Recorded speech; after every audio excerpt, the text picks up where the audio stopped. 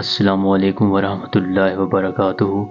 کہتے ہیں کہ ایک کبوتر اور ایک کبوتری نے مل کر اپنا گھونسلہ گندم اور جو کے دانوں سے بھر دیا۔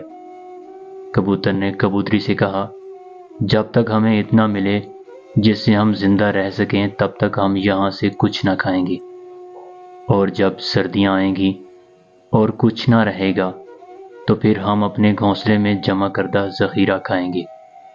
کبوتری نے اس سے اتفاق کرتے ہوئے کہا، تو نے ٹھیک سوچا ہے۔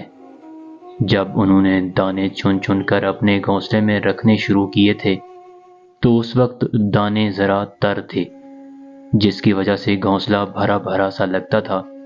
پھر کبوتر کو ایک سفر درپیش ہوا، وہ چلا گیا۔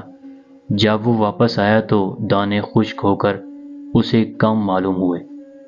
اس نے کبوتری سے کہا، کیا ہم نے متفقہ طور پر یہ طے نہیں کیا تھا کہ ہم گھونسلے سے کچھ نہ کھائیں گے؟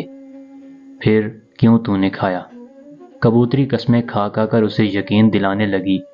اس نے کچھ نہیں کھایا، مگر کبوتر نے اس کی ایک نہ سنی اور چونچ مار مار کر اسے ہلاک کر ڈالا۔ پھر جاڑے کا موسم آیا اور بارشیں ہوئیں تو دانے دوبارہ تر ہو گئے اور پہلے کی طرح زیادہ معلوم ہونے لگے، اور گھونسلہ پھر سے بھر گیا۔ کبوتر نے دیکھا تو اسے سخت ندامت ہوئی۔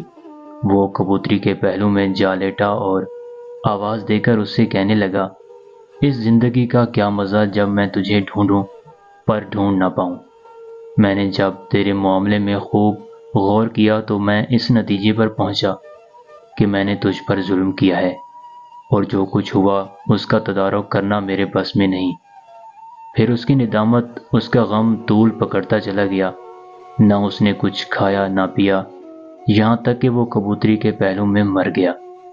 سیانے کہتے ہیں، جس میں ذرا بھی عقل ہو اسے یہ بات خوب جان لینی چاہیے کہ کسی کو سزا دینے میں ہرگز جلد بازی سے کام نہ لے، خصوصاً جب اندیشہ ہو کہ بعد میں اسے پچھتانا پڑے گا، جیسا کہ کبوتر اپنے کیے پر پچھتایا۔